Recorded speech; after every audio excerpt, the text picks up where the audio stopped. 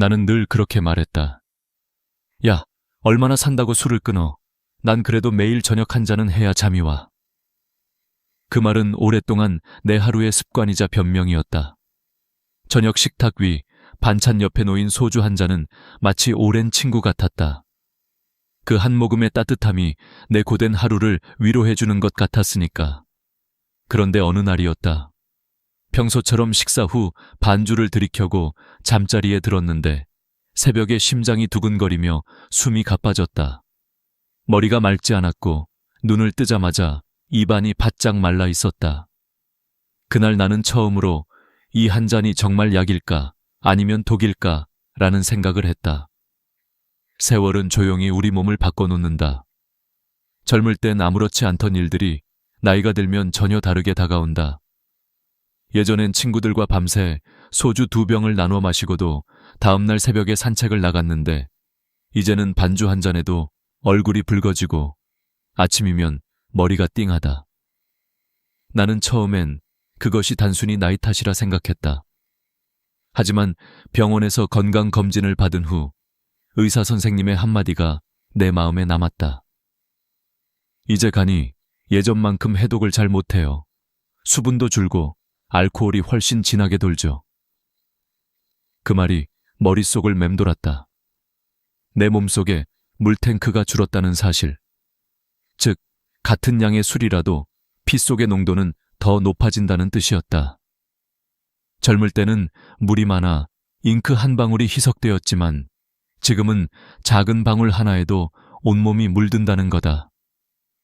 그날 이후 나는 술잔을 들 때마다 마음 한구석이 불안했다. 이 한 잔이 나를 위로할까 아니면 나를 상하게 할까? 하지만 이상하게도 그 질문은 나를 더 자주 술상 앞으로 이끌었다. 외로웠던 탓일까? 아니면 나 스스로를 위로할 방법이 그것뿐이었을까? 한 번은 아내가 조용히 말했다. 여보, 요즘 당신 얼굴이 자주 붉어지고 자꾸 피곤하다고 하지 않아요? 나는 웃으며 대답했다. 괜찮아, 딱 한 잔이야. 그 말은 마치 주문 같았다. 한 잔쯤은 괜찮다. 하지만 그 한 잔은 어느새 매일의 습관이 되어 있었다. 식탁 위의 병은 점점 비워지는 속도가 빨라졌고 내 몸은 천천히 신호를 보내기 시작했다. 아침의 피로, 잠이 챈고, 손끝의 떨림, 그리고 잊어버리는 일들. 그러던 어느 저녁 방송에서 의사 한 분이 말했다. 65세 이후에 술 한 잔, 약이 될 수도 있지만 독이 될 가능성이 훨씬 큽니다. 그 말에 나는 술잔을 들고 멈췄다. 그분은 이어서 이렇게 말했다. 몸속 수분이 줄고 간의 효소가 약해지며 뇌가 알코올에 민감해집니다.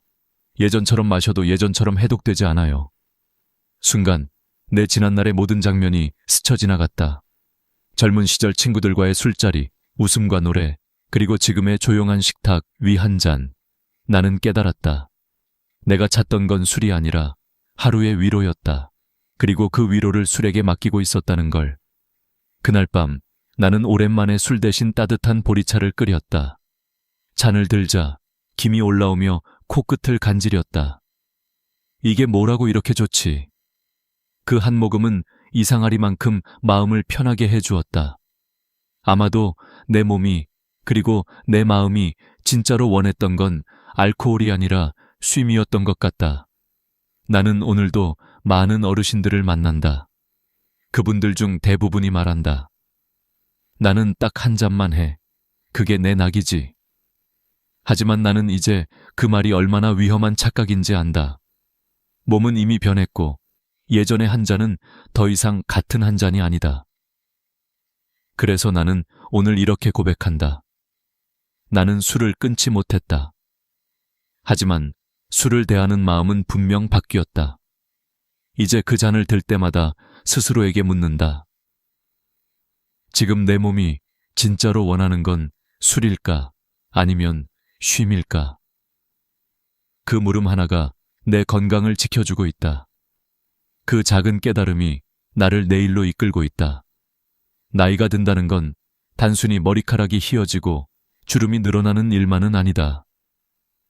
눈에 보이지 않는 곳에서 몸속의 모든 세포들이 조금씩 다른 속도로 늙어가고 있었다. 의사 선생님이 내게 말했다. 나이 들면 몸 안의 수분이 줄어요.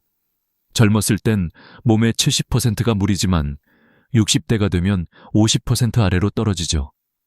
물이 줄면 같은 양의 술이라도 훨씬 진하게 퍼집니다. 그 말을 듣는 순간 나는 예전의 내 모습을 떠올렸다. 젊은 시절 친구들과 밤새 웃고 떠들던 술자리. 그땐 아무리 마셔도 다음날 새벽엔 산책을 나가고 아침밥도 거르지 않았다. 그런데 지금은 반주 한 잔만 마셔도 밤새 속이 불편하고 새벽에 깨면 입이 마르고 머리가 무겁다. 이건 단순히 체력이 떨어진 게 아니었다. 몸 자체가 달라진 것이다. 수분이 줄어든다는 건 알코올이 피 속에서 희석되지 않고 그대로 순환한다는 뜻이었다. 그건 마치 작은 어항 속에 잉크 한 방울을 떨어뜨리는 것과 같았다. 물이 적으니 색이 더 짙고 냄새도 오래간다. 내 몸이 바로 그런 상태였다. 게다가 나이 들수록 지방의 비율은 늘어난다. 지방은 알코올을 분해하지 못한다. 그래서 술이 몸 안에 머무는 시간이 길어진다. 나는 어느 날 술을 마신 뒤 다음 날 오후가 되어도 여전히 머리가 맑지 않다는 걸 느꼈다. 이상하다. 예전엔 하루 자면 다 깼는데 그건 간의 문제였다.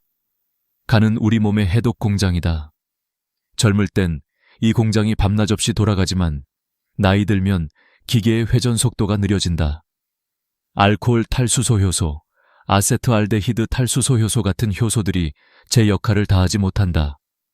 그 결과 술은 더 오래 남고 숙취는 더 길어지고 다음날의 컨디션은 회복되지 않는다.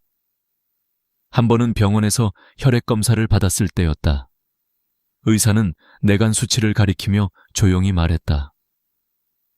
지금 이대로라면 큰 병은 아니지만 반복되면 간 기능 저하가 빨리 올 수 있습니다. 나는 그 말을 듣고도 며칠은 그냥 넘겼다.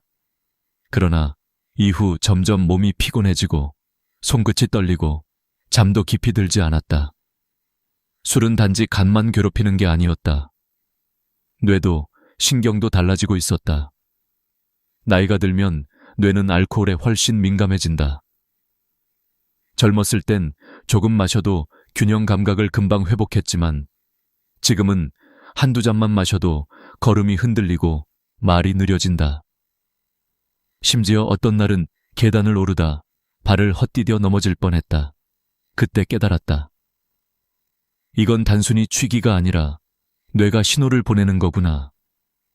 의사는 내게 말했다. 노년기에는 낙상사고가 가장 위험합니다. 넘어져서 다치면 뼈가 잘 붙지 않고 회복도 오래 걸리죠. 그 말이 머리에 남았다. 술이 단지 기분의 문제가 아니라 생존의 문제가 될 수도 있다는 사실을. 게다가 여성들은 더 조심해야 한다고 했다. 남성보다 체내 수분이 적고 알코올 분해 효소가 적어서 같은 양을 마셔도 훨씬 빨리 취하고 오래 남는다. 나는 내 아내를 떠올렸다. 여보, 당신은 술 거의 안 마시잖아? 그래도 가끔 와인 반잔 마시면 얼굴이 확 달아올라. 그땐 몰랐다. 그것이 바로 몸의 변화라는 걸. 세월은 우리의 몸을 조용히, 그러나 분명히 바꿔놓는다. 그리고 그 변화는 한 잔의 술을 통해 가장 먼저 드러난다. 나는 이제야 알았다. 나이가 든다는 건 예전의 나와 이별하는 일이다. 젊은 날의 주량, 젊은 날의 회복력, 젊은 날의 간. 그 모든 것들은 이제 추억이 되었다. 하지만 그걸 인정하는 데에는 시간이 걸렸다. 술은 단지 습관이 아니라 기억과 위로가 섞인 감정이었기 때문이다. 그러나 내 몸은 더 이상 그 감정을 받아줄 만큼 강하지 않았다. 이제 나는 술잔을 들 때마다 그 말을 떠올린다. 몸이 변하면 술도 변한다. 그 단순한 진실 하나가 내 삶의 방향을 바꿔놓았다. 우리는 늘 이렇게 말한다. 한 잔쯤은 괜찮잖아. 하루 피로를 풀어주고 혈액순환에도 좋다던데. 그 말은 마치 마법 주문처럼 위로가 되지만 사실은 우리 몸의 경고음을 덮어버리는 가장 위험한 착각이었다. 내 친구 정수 형도 그랬다. 젊었을 땐 회사 회식 자리마다 빠지지 않고 술을 즐겼다. 퇴직 후에는 매일 저녁 식탁에서 소주 한 잔을 습관처럼 들이켰다. 이게 내 하루의 낙이야. 의사들도 하루 한 잔은 괜찮다고 하잖아. 그 말에 다들 웃었지만 몇 달 뒤 형은 병원 침대에 누워 있었다. 간 수치가 급격히 올라가고 혈압이 높아져 있었다. 그때야 그는 말했다. 나는 딱 한 잔만 했는데 그 한 잔이 이렇게 무서울 줄 몰랐어. 문제는 한 잔의 기준이 사람마다 다르다는 거다. 의학에서 말하는 표준 한 잔은 순수 알코올 약 12g149 정도다. 맥주로는 355ml 캔 하나, 와인으로는 150ml, 소주로는 1잔 반 정도에 불과하다. 그런데 우리는 흔히 그것을 한 병의 반 혹은 컵 하나로 착각한다. 게다가 매일 마시는 습관은 아무리 적은 양이라도 간과 뇌에 꾸준히 부담을 준다. 미국 국립알코올연구소 NIAA는 65세 이상 어르신에게 이렇게 권고한다. 하루 한 잔 이하, 일주일에 7잔을 넘기지 말 것. 그러나 실제 조사에서는 한국 노년층의 40% 이상이 이 기준을 훨씬 넘겨 마신다고 한다. 문제는 나는 괜찮다는 자기 확신이다. 그 확신이 몸을 망치는 가장 빠른 길이다. 일본의 한 장수 지역 연구에서도 흥미로운 결과가 나왔다. 술을 아주 가볍게 일주일에 한두 번 정도 마시는 사람과 전혀 마시지 않는 사람 사이에는 건강 차이가 거의 없었다. 오히려 매일 소량씩 마시는 사람들의 뇌 위축률이 더 높았다고 한다. 즉, 조금씩 자주가 가장 위험하다는 뜻이다. 그런데 사람들은 여전히 믿는다. 술은 혈액순환에 좋아. 하루 한 잔은 심장병 예방에 도움된다더라. 물론 일부 연구는 아주 소량의 알코올이 HDL, 즉 좋은 콜레스테롤을 높인다고 보고했다. 하지만 그 연구의 대상은 대부분 40대 50대, 질병이 없는 중년 남성들이었다. 65세 이상 노년층에는 전혀 같은 기준이 적용되지 않는다. 나이 들면 간의 알코올 분해 속도는 절반으로 떨어지고 혈관은 이미 탄력을 잃는다. 그 상태에서 마시는 술은 약이 아니라 불씨다. 조금씩 쌓인 불씨가 어느 날 몸 안에서 불을 낸다. 그 불은 조용하지만 치명적이다.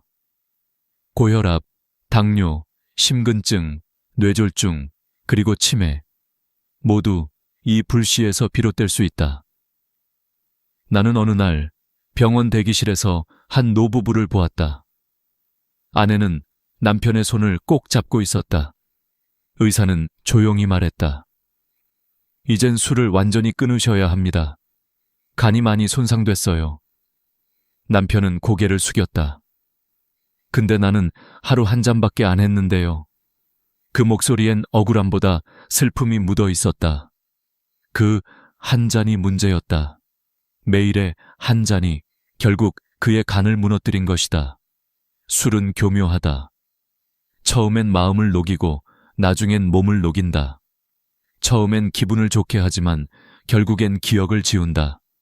그리고 우리는 늦게야 깨닫는다. 괜찮다고 믿었던 그 한 잔이 내 삶을 갉아먹고 있었구나. 나는 이제 사람들에게 말한다. 술이 약이 되려면 약처럼 드셔야 합니다. 즉, 필요할 때 잠시가 아니라면 그건 약이 아니라 독입니다. 한 번은 후배가 내게 물었다. 선배, 그럼 완전히 끊어야 합니까? 나는 잠시 생각하다가 이렇게 대답했다. 끊는 게 아니라 다시 배워야 해. 술을 마시는 게 아니라 술을 다루는 법을. 그날 이후 나는 술을 마시기 전 늘 이 말을 되뇌었다. 나는 오늘 술을 마시는 게 아니라 내 몸을 선택한다. 그렇게 생각하면 술잔을 드는 손이 자연히 멈춘다. 그 멈춤 하나가 내 건강을 지키는 첫걸음이 되었다. 한 잔쯤은 괜찮다는 말, 그건 젊은 날의 이야기다. 이제 우리에게 필요한 말은 이거다.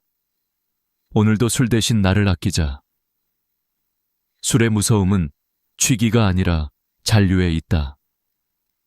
우리가 잠든 동안에도 알코올은 여전히 몸속을 떠돈다.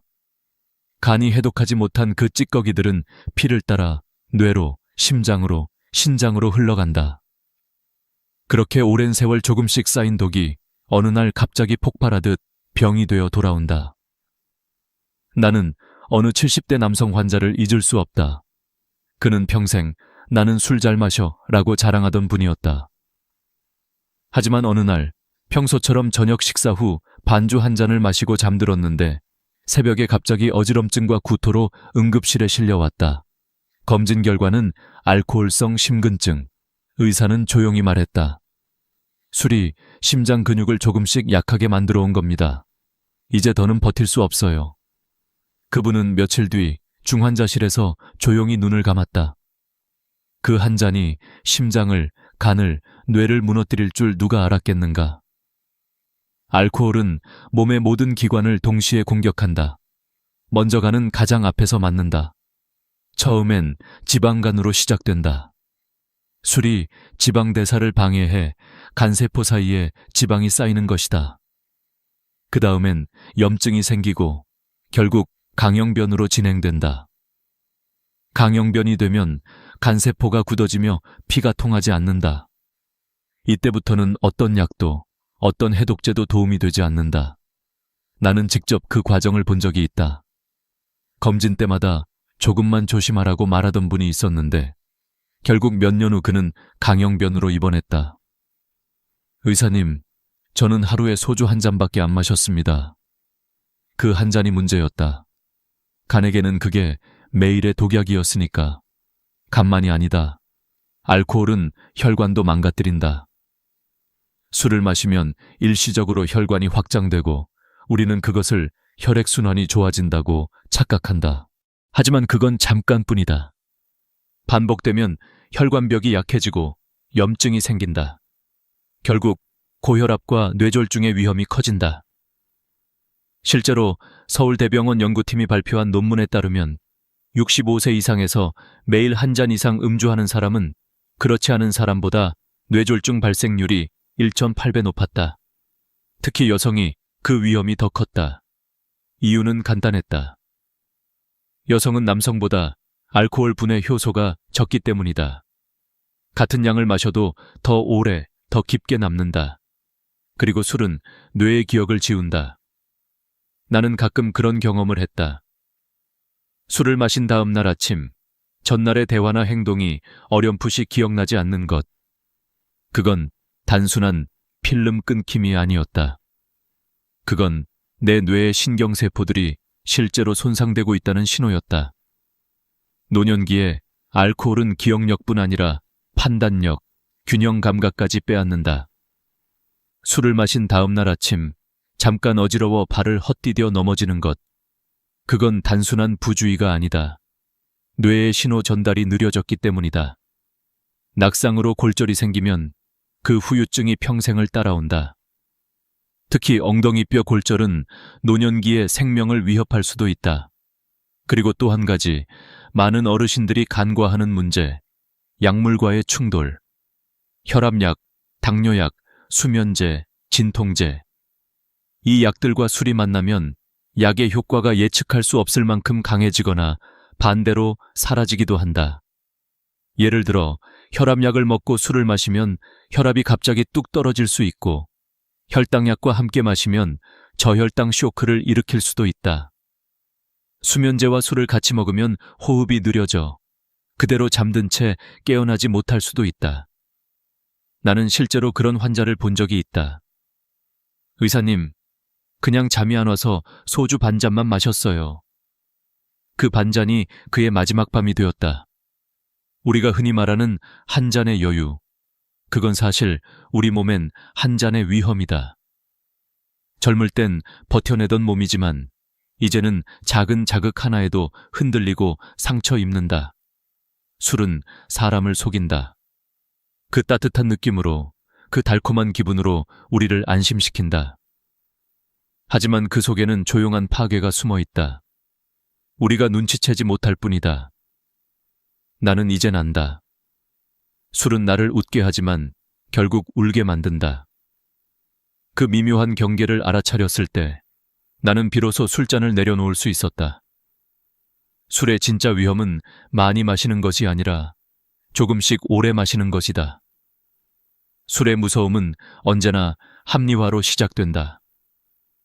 오늘 하루 힘들었잖아. 한 잔쯤은 괜찮아. 의사도 하루 한 잔은 좋다 그랬잖아. 나는 그래도 예전보다 줄였어. 이 말들은 우리 스스로를 안심시키는 주문 같지만 사실은 천천히 몸을 갉아먹는 독이 된다. 나는 예전엔 그 말을 믿었다.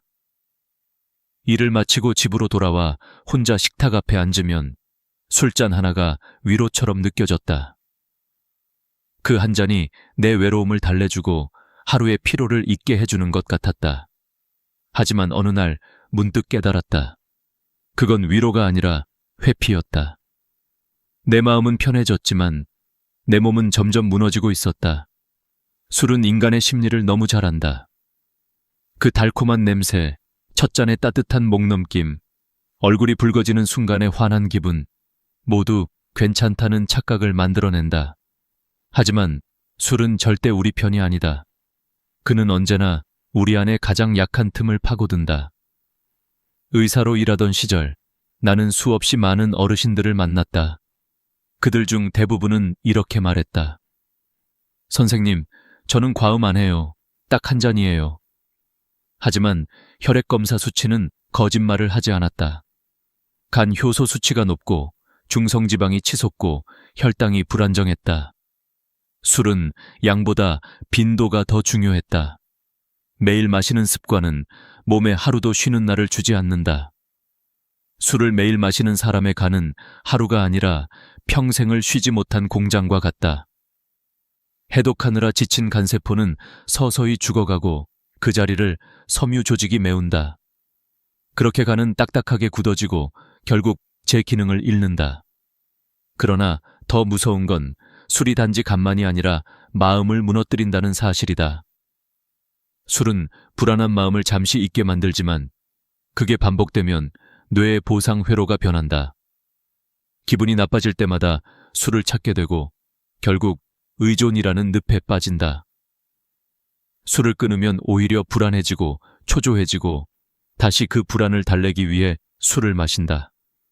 그 악순환은 어느새 삶 전체를 잠식한다. 나는 한 노신사를 기억한다. 그는 75세였고 혼자 살았다. 매일 저녁 식사 때 와인 한 잔씩을 즐겼다고 했다. 이건 나의 낙이에요. 친구도 없고 가족도 멀리 있으니까. 그의 간 수치는 정상이었지만 그의 눈빛은 늘 공허했다. 어느 날 병원 예약 시간에 나타나지 않았다.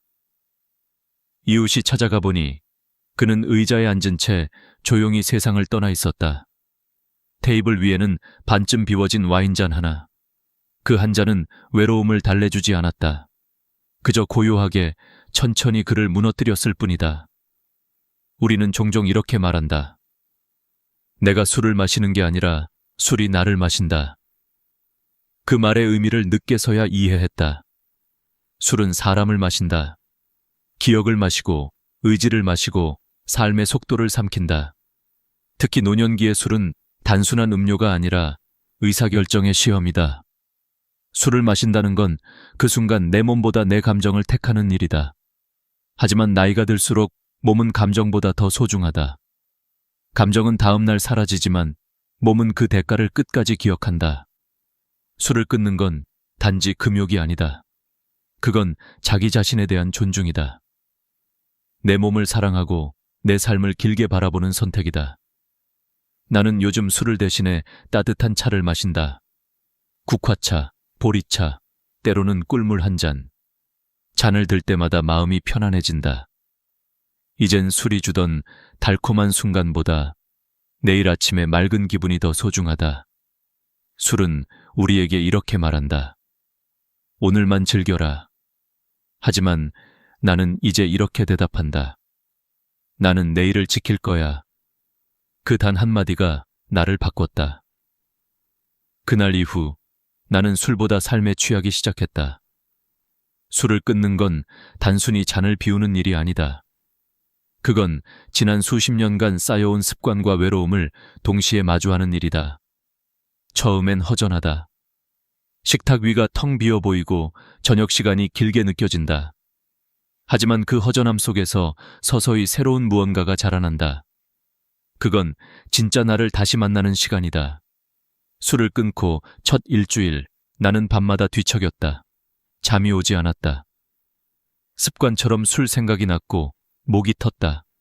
하지만 10일쯤 지나자 이상하게 몸이 가벼워졌다.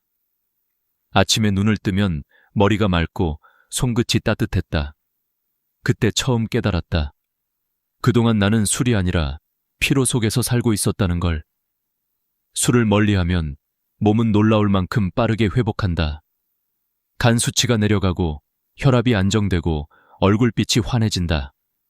무겁던 다리가 가벼워지고 숨이 덜 차오른다. 의학적으로도 불과 3주만 금주해도 간세포의 재생이 시작된다고 한다. 몸은 우리가 생각하는 것보다 훨씬 현명하다.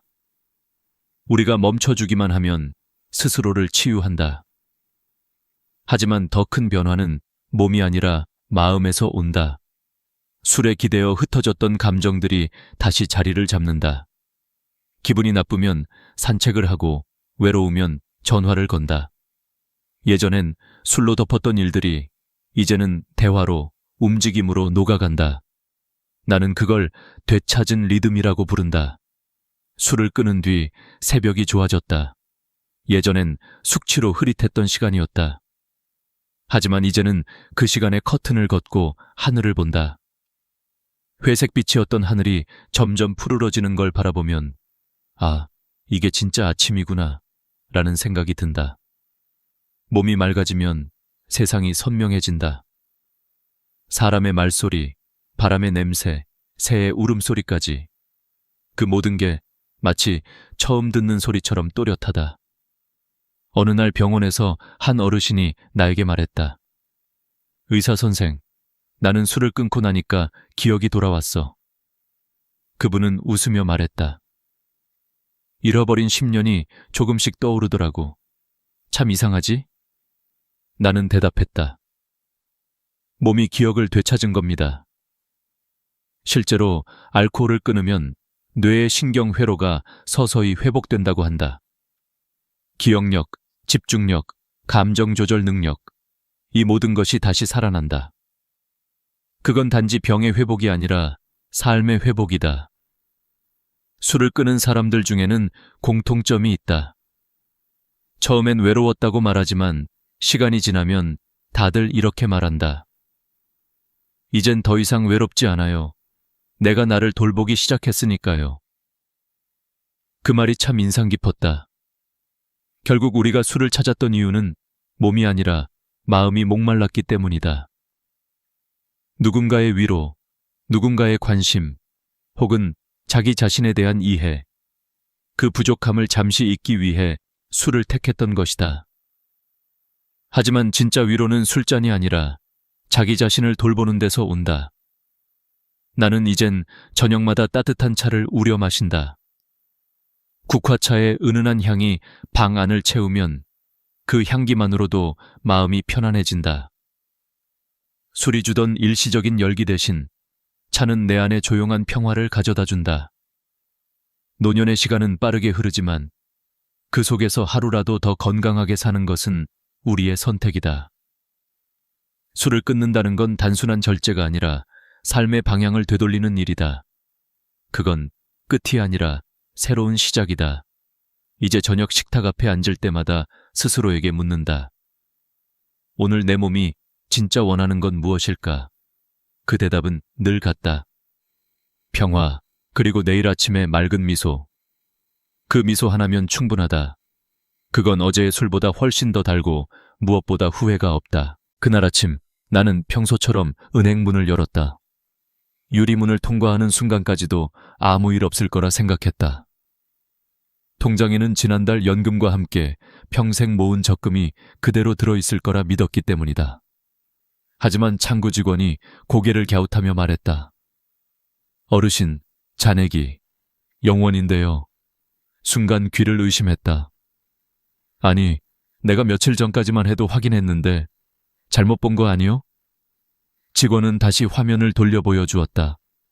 내 이름이 맞았고 계좌번호도 틀리지 않았다. 하지만 숫자는 여전히 0이었다. 도둑이 든 것도 아니고 자식이 가져간 것도 아니었다. 분명히 은행에, 그것도 내가 가장 신뢰하던 곳에 넣어둔 돈이었다.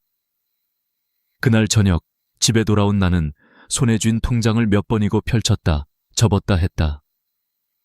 종이 위의 글자들은 그대로인데 거기에 담겨있던 믿음은 흔적도 없이 사라져 있었다. 그제야 비로소 깨달았다. 안전하다는 말로도 위험한 말은 없다는 것을. 나는 평생 은행에서 근무했다. 수십 년 동안 수많은 어르신들을 만났다. 대부분은 똑같은 말을 했다. 난 바보처럼 속을 사람 아니에요. 내 돈은 내가 잘 알아요. 그들은 단단히 믿고 있었다. 그러나 그 믿음이 무너지는 데는 단 하루면 충분했다. 내가 근무하던 시절 72세의 이정자 어르신이 있었다. 늘 깔끔하게 차려입고 오시던 분이었다. 어느 날 그분이 울먹이며 창구를 찾아왔다. 내 돈이 없어졌어요. 분명히 예금한 건데요. 조사 끝에 밝혀진 건 뜻밖이었다. 자동 이체 상품이라고 가입한 게 사실은 고위험 펀드였다. 은행 직원이 친절하게 어르신 나이에 딱 맞는 상품이에요 라고 설명했고 서류를 다 읽지 않은 채 도장을 찍은 게 화근이었다. 그분은 내 앞에서 말했다. 이제는 은행도 무서워요. 사람도 돈도 다 무서워요. 그 말이 아직도 내 귀에 남아있다. 많은 사람들은 돈을 지키기 위해 은행에 맡긴다. 하지만 정작 은행이라는 곳이 완전한 안전지대는 아니다. 내가 본 수백 명의 어르신들 중 일부는 보관을 잘했음에도 불구하고 지키지 못했다. 왜일까? 그들은 자신이 아는 만큼만 믿었기 때문이다. 세상은 그 사이에 조용히 변해 있었다. 60세 이후의 인생은 버는 법보다 지키는 법을 배워야 하는 시기다. 그러나 사람들은 여전히 예전의 상식에 머문다. 현금은 눈에 보여야 안전하다고 생각하고 이자는 높을수록 좋다고 믿으며 오래 본 사람은 절대 나를 속이지 않을 거라 확신한다. 하지만 그 세 가지 믿음이 바로 노후의 평화를 무너뜨리는 시작이 된다. 나는 한 번도 어르신들에게 돈은 이렇게 쓰세요 라고 말한 적이 없다. 대신 이렇게 말하곤 했다. 돈은 모으는 게 아니라 지키는 겁니다. 내 돈이 내 손 안에 있어야 진짜 내 돈이에요. 사람들은 종종 묻는다. 그럼 어디에 두는 게 안전한가요? 내 대답은 언제나 같다. 장소보다 중요한 건 방식입니다. 돈을 어디에 넣느냐보다 그 돈을 어떻게 관리하느냐가 인생의 평화를 결정한다. 나는 이 영상을 통해 단순히 금융 지식을 나누려는 게 아니다. 평생 모은 당신의 노력이 헛되지 않도록 돕고 싶다. 자식에게 주기 전에, 은행에 맡기기 전에 스스로 점검해야 할 세 가지 질문이 있다. 첫째, 이 돈을 언제든 꺼낼 수 있는가? 둘째, 누가 대신 처리할 수 있는가? 셋째, 나는 지금 진짜 안전을 알고 있는가? 이 세 가지 질문 중 하나라도 모르겠다고 느껴진다면 지금부터 들려드릴 이야기들은 아마도 당신의 인생을 바꿔 놓을 것이다. 앞으로 나는 은행에서 직접 보고 들은 실제 사례들을 토대로 어르신들이 가장 자주 저지르는 돈 관리의 실수와 그것을 교묘히 유도하는 말들의 비밀을 하나씩 풀어보려 한다. 그 이야기 속엔 단순한 숫자 이상의 교훈이 있다. 그리고 무엇보다 잊지 말아야 할 것은 돈이 사라지는 건 통장의 숫자가 줄어서가 아니라 믿음을 잘못 둔 순간부터 시작된다는 사실이다. 이제 시작이다. 다음 장에서는 우리가 평생 믿어왔던 첫 번째 착각, 현금은 장롱 속이 제일 안전하다는 생각이 얼마나 위험한 함정인지 그 실체를 보여드리겠다. 내가 은행에서 근무하던 시절 가장 자주 들었던 말이 있다. 요즘 세상이 흉흉해서 나는 그냥 집에다 두는 게 제일 편해요. 그 말을 할 때 어르신들의 얼굴에는 묘한 안도감이 깃들어 있었다. 손이 닿는 곳에 있으니 불안하지 않다는 표정. 그러나 나는 늘 속으로 생각했다.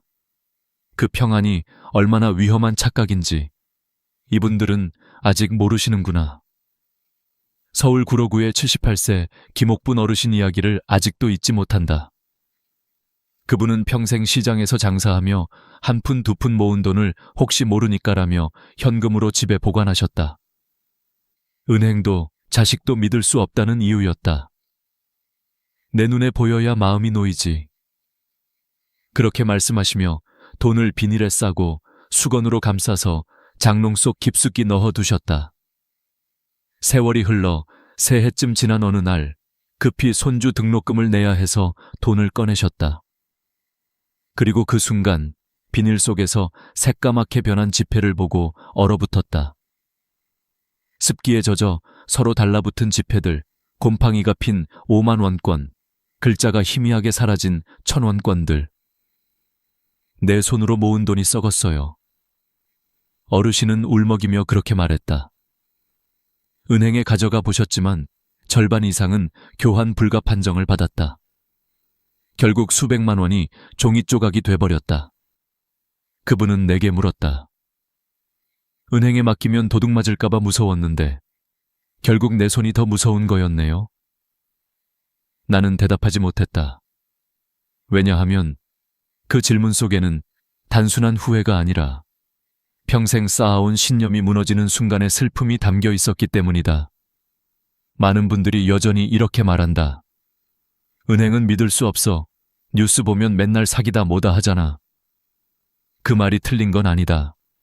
그러나 역설적으로 그런 불신이야말로 당신의 돈을 가장 위험하게 만든다. 세상은 이미 바뀌었다. 은행 금고보다 더 위험한 건 장롱 속의 고요한 무지다. 한번 생각해보자. 돈은 단지 종이가 아니다. 시간이고 노력이고 당신의 인생 그 자체다.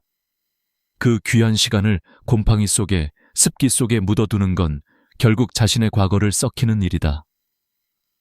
그럼에도 불구하고 많은 어르신들이 내 눈에 보여야 마음이 편하다는 이유로 집안에 돈을 둔다. 그러나 그 안도감은 통제, 일루션일 뿐이다. 즉, 통제하고 있다고 느끼지만 실제로는 아무런 대비책이 없는 상태다. 도둑이 들지 않아도, 불이 나지 않아도 세월만으로도 돈은 사라진다. 나는 예전에 한 노부부의 집을 방문한 적이 있다. 오래된 한옥이었고 방 한쪽에 묵직한 나무 장롱이 있었다.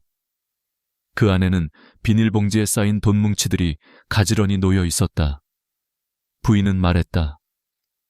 이게 우리 평생 모은 돈이에요. 애들 몰래요. 그때 나는 조심스럽게 물었다. 왜 몰래 두세요? 그녀는 잠시 망설이다가 이렇게 대답했다. 혹시 애들이 손댈까 봐요. 요즘 세상 믿을 게 어딨어요. 그 말에는 슬픔보다 외로움이 더 짙게 배어 있었다. 나는 그날 깨달았다.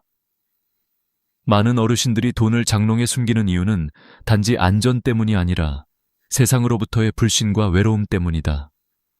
누군가에게 부탁할 수도 나눌 수도 없으니 결국 혼자만의 금고를 만든 것이다. 그러나 아이러니하게도 그렇게 숨겨진 돈은 가장 쉽게 잃어버린다. 어떤 분은 기억이 흐릿해져 돈을 어디에 숨겼는지도 잊는다. 또 어떤 분은 갑작스러운 병으로 입원하며 그 돈이 그대로 남겨진다. 결국 시간이 지나면 그 돈은 그 누구의 것도 되지 못한 채 먼지 속에 사라진다. 그래서 나는 언제나 이렇게 말한다. 돈은 내 눈앞에 있다고 해서 안전한 게 아닙니다. 내 손으로 지킬 수 있는 곳에 있어야 비로소 안전한 겁니다. 지금 이 영상을 보고 있는 여러분, 혹시 집 어딘가에 현금을 숨겨두셨나요? 만약 그렇다면 오늘 밤 꼭 다시 한번 생각해 보시기 바랍니다.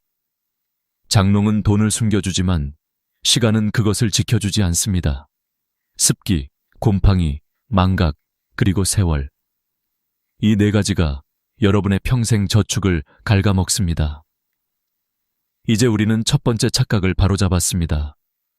다음 장에서는 또 다른 함정, 이자가 높을수록 좋다는 믿음이 어떻게 평생의 돈을 순식간에 빼앗아 가는지를 이야기해 드리겠습니다.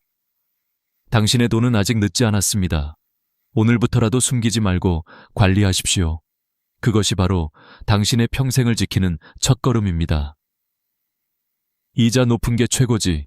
누가 바보처럼 낮은 걸 해? 이 말은 은행 창구에서 수없이 들어온 문장이다. 그런데 나는 알고 있었다. 그 말이 결국 얼마나 많은 눈물을 불러오는지를 지금도 떠오른다. 은행 창구에 앉아있던 김정희 할머니의 손끝이 미세하게 떨리던 순간을. 그날도 평소처럼 단정한 한복 차림이었다. 할머니는 두꺼운 봉투를 꺼내며 말씀하셨다. 이거 전기금으로 넣어주세요. 이자 제일 높은 걸로요. 직원은 미소를 지으며 답했다. 네, 어르신. 지금 이 상품이 제일 높아요. 한꺼번에 넣으시면 이율이 훨씬 좋습니다. 할머니는 수십 년간 쌓아온 신뢰로 그 말을 믿었다. 은행 직원이 그렇게 말하는데 나쁜 게 있을 리 없지. 그날 그녀는 1억 원 전액을 한 통장에 예치했다. 그러나 2달 뒤 그녀의 표정은 완전히 달라져 있었다. 우리 딸이 큰 수술을 하게 됐어요. 돈 좀 찾아야 하는데. 하지만 직원은 난처한 표정으로 말했다. 어르신, 죄송하지만 중도 해지 수수료가 발생합니다. 그녀는 어리둥절했다. 수수료요? 그냥 내 돈 찾는데 왜요? 그제야 알게 되었다. 그 이율이 높은 예금은 장기 예치 상품이었고 중간에 찾으면 이자는 거의 사라지고 원금도 깎였다. 결국 수백만 원의 손해를 보고서야 할머니는 한숨을 내쉬었다. 그때 왜 한 통장에 다 넣었을까? 나는 옆에서 그 장면을 지켜보며 오래도록 말이 나오지 않았다. 그 순간 깨달았다. 이자는 높을수록 좋은 게 아니라 상황에 맞아야 좋은 것이다. 사람들은 높은 이율에 끌린다. 마치 세상에 놓인 유일한 사다리처럼 거기에 오르면 안정이 보장될 거라 믿는다. 하지만 나이 들어 가장 무서운 건 돈을 잃는 것이 아니라 돈을 당장 꺼낼 수 없게 되는 것이다. 당신의 돈이 아무리 많이 불어나도 필요한 순간 손댈 수 없다면 그것은 당신의 돈이 아니다. 나는 그 후 상담할 때마다 이렇게 말했다. 돈은 한 번에 넣는 게 아닙니다. 나눠서 넣으셔야 해요. 그리고 이렇게 3가지 원칙을 알려드렸다. 첫째, 3개월치 생활비는 자유입출금 통장에 두세요. 이 돈은 병원비나 급한 용도로 언제든 꺼낼 수 있어야 합니다. 둘째, 비상자금은 중도 해지가 자유로운 통장에 따로 자녀의 갑작스러운 요청이나 예상치 못한 수술비 같은 경우를 대비해야 합니다. 셋째, 장기자금은 그때서야 고이율 예금에 이 돈은 손대지 않아도 되는 여유 자금일 때만 맡기세요. 이 단순한 3가지 원칙만 지켜도 김정희 할머니 같은 눈물을 흘리는 일은 막을 수 있습니다. 나는 이런 조언을 드릴 때마다 사람들의 반응을 지켜봤다. 처음엔 에이, 나야 괜찮겠지 하며 웃어 넘기던 분들이 몇 달 후 다시 찾아와 선생님 말이 맞았어요 라며 고개를 숙였다. 그제야 마음이 놓였다. 한 번은 이런 일도 있었다. 74세의 한 어르신은 평생 저축만 하며 살아오셨다. 이율이 낮으면 손해 아니냐고 하시며 2억 원을 전부 전기금에 넣으셨다. 그런데 갑자기 아내가 병원에 입원하게 되자 그 돈을 찾기 위해 서류를 들고 은행을 찾았다. 하지만 해지 수수료와 낮아진 이율로 손해를 보고 나서 하신 말씀이 내 가슴을 때렸다. 나는 평생 돈을 모으는 법만 배웠지 지키는 법은 배운 적이 없었어요. 그 말은 단순한 후회가 아니었다. 그건 세상에서 가장 늦게 배운 진실이었다. 여러분, 이자라는 건 단순한 숫자가 아닙니다. 그 안에는 시간과 유연성이 숨어 있습니다. 금리가 높을수록 묶이는 시간도 길고 선택의 자유는 줄어듭니다. 즉, 이자가 높다는 건 그만큼 내 돈이 잠겨 있다는 뜻입니다. 나이가 들수록 필요한 건 빠른 이율이 아니라 빠른 대응력입니다. 언제든 돈을 움직일 수 있어야 건강도, 마음도, 인생도 움직일 수 있습니다. 지금 여러분의 돈은 자유롭게 움직일 수 있나요? 아니면 단단히 묶여 있나요? 높은 이율에 끌려 자유를 잃는다면 그건 단순한 금융 실수가 아니라 삶의 주도권을 넘겨주는 일입니다.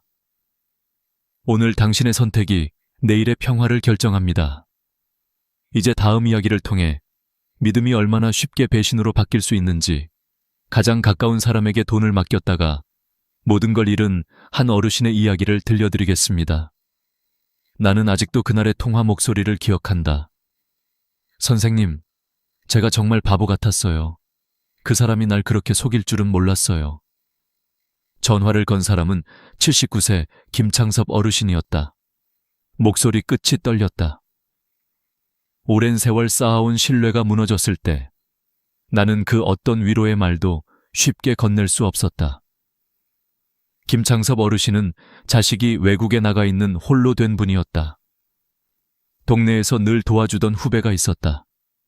병원 갈 때 차로 태워주고, 장 보러 갈 때 무거운 걸 대신 들어주고, 은행 업무도 종종 같이 봐주었다. 그 후배는 늘 이렇게 말했다. 형님, 요즘 세상 흉흉하잖아요. 인감도장이나 등기 같은 건 미리 정리해 두셔야 해요. 제가 복사해서 보관해 드릴게요. 그 말에 어르신은 망설이지 않았다. 고마웠기 때문이다. 그래, 이 사람은 나를 진심으로 도와주는구나.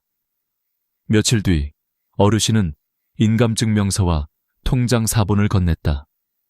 그 후로 몇 달이 지나고 어느 날 통장 잔액을 확인하러 갔다. 잔고는 거의 비어 있었다. 심지어 자신이 모르는 대출이 승인된 기록도 있었다. 아니, 내가 언제 이런 걸... 그제야 깨달았다. 모든 건 그 믿었던 사람이 저지른 일이었다. 신고를 했지만 이미 늦었다. 그 사람은 연락이 끊겼고 돈은 회복되지 않았다. 그날 어르신은 내 앞에서 울먹이며 말했다. 나는 평생 사람을 믿고 살아왔어요. 도와준다고만 생각했지. 이렇게 내 노후를 무너뜨릴 줄은 몰랐어요. 그 말이 끝나자 사무실 안은 한동안 고요했다. 나는 그때부터 사람들에게 이렇게 말하기 시작했다. 도와주는 사람과 책임지는 사람은 다릅니다. 당신의 돈과 서류는 도와줄 수 있는 사람이 아니라 책임질 수 있는 사람에게만 맡겨야 한다는 뜻이다. 우리는 종종 정의라는 이름으로 경계를 허문다. 그 사람은 나랑 20년을 알고 지냈는데, 그 사람은 내 사돈인데 설마. 그러나 세상에서 가장 많은 사기는 바로 그 설마라는 단어 뒤에서 일어난다. 한 번은 이런 일도 있었다. 80세의 한 할머니는 자신이 글을 잘 몰라 이웃에게 은행 일을 대신 부탁했다. 내 대신 이자 확인 좀 해줘. 그 이웃은 처음엔 정말 성실했다. 매달 통장 정리를 해주고 잔액을 알려드렸다. 그런데 어느 날부터 슬그머니 일부 금액을 옮겨두기 시작했다. 할머니는 아무것도 모른 채 요즘 이자가 줄었네 하며 웃어 넘겼다. 그 사실을 알게 된 건 1년 뒤였다. 이미 손해는 수천만 원에 달했다. 사람의 마음은 시간이 쌓이면 믿음으로 바뀐다. 그러나 돈이 섞이는 순간 그 믿음은 시험대에 오른다. 그래서 나는 늘 말한다. 돈과 관계는 따로 둬야 합니다. 돈이 들어가면 관계는 흔들리고 관계를 지키려면 돈은 투명해야 합니다. 나는 이런 사례를 보고 들으며 깨달았다. 노후의 가장 큰 적은 사기꾼이 아니라 경계심을 잃은 나 자신이었다. 나이가 들수록 마음은 여려지고 누군가의 도움에 쉽게 의지하게 된다. 그러나 그 순간 바로 재산의 문이 조금씩 열린다. 만약 누군가가 이렇게 말한다면 꼭 기억하라. 제가 대신 처리해드릴게요. 형님, 번거로우니까 제가 맡아드릴게요. 그 순간은 당신의 편의가 아니라 당신의 통제권이 사라지는 순간이다. 내가 만난 한 노신사는 이렇게 말했다. 돈을 맡긴다는 건 믿음을 맡기는 게 아니라 내 삶을 맡기는 거였어요. 그 말이 얼마나 무겁게 다가왔는지 모른다. 여러분, 믿음은 아름답지만 돈은 냉정해야 합니다. 누군가에게 고마워서, 오래 봐서, 편해서. 그 어떤 이유로든 내 이름이 아닌 사람에게 돈이나 서류를 맡기지 마세요. 그 한 장의 서류가, 그 한 번의 도장이 여러분의 평생을 송두리째 바꿀 수 있습니다. 자, 이제 3가지 착각을 모두 짚었습니다. 첫째, 현금은 눈앞에 있어야 안전하다. 둘째, 이자는 높을수록 좋다. 셋째, 오랜 지인은 믿어도 된다. 이 3가지는 모두 착각이자 함정입니다. 이제부터는 그 함정으로 어르신들을 몰아넣는 또 다른 존재, 은행 직원의 달콤한 말에 대해 이야기해 보겠습니다. 당신의 마음을 열게 만들지만 결국 통장을 비우게 하는 그 말들, 그 진짜 얼굴을 하나씩 밝혀드리겠습니다. 은행 창구에 앉아 있으면 하루에도 수십 번 같은 장면을 본다. 직원은 환하게 웃으며 설명하고 손님은 고개를 끄덕이며 도장을 찍는다. 하지만 몇 달 뒤 그 미소는 사라지고 창구에는 분노와 후회의 얼굴만 남는다. 나는 그 사이의 간극을 누구보다 많이 지켜봐 왔다. 그 간극을 만드는 건 사기가 아니라 말 한마디였다. 오늘은 그 중에서도 절대 믿으면 안 되는 3가지 말에 대해 이야기하려 한다. 이 3가지 중 하나라도 들어본 적이 있다면 그 순간은 반드시 다시 생각해야 한다. 첫 번째 말, 어르신 연세에 딱 맞는 상품이에요. 이 말은 언제나 부드럽게 들린다. 마치 나를 위해 준비된 특별한 선물처럼 느껴진다. 그러나 그 문장 속엔 함정이 숨어 있다. 연세에 맞는 상품이라며 권유하는 순간, 실제로는 복잡한 투자형 상품일 가능성이 높기 때문이다. 내가 기억하는 68세 박영숙 어르신의 사례가 있다. 그분은 고운 치마 저고리를 입고 지팡이를 짚으며 천천히 은행에 들어오셨다.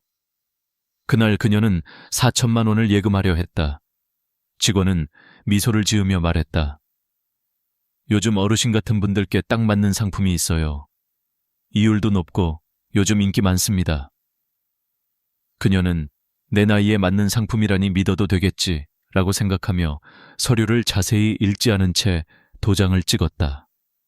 몇 달 뒤 급히 돈이 필요해 은행에 갔을 때 들은 말은 충격적이었다. 어르신, 이건 예금이 아니라 펀드입니다. 중도 해지 시 원금 손실이 발생하고 수익률은 시장 상황에 따라 변동된다는 설명. 그제야 박 어르신은 깨달았다. 그녀가 가입한 건 안전한 예금이 아니라 고위험 투자 상품이었다는 것을. 그날 그녀는 조용히 말했다. 나는 그저 예금한다고 생각했어요. 도대체 언제 이렇게 어려운 세상이 된 걸까요? 여러분, 당신 나이에 딱 맞는 상품이라는 말은 결코 위로가 아닙니다. 그건 판매를 위한 포장일 가능성이 높습니다. 은행 직원의 말이 아니라 계약서의 글자를 믿어야 합니다. 두 번째 말. 오늘 안 하면 손해예요. 금리 떨어집니다.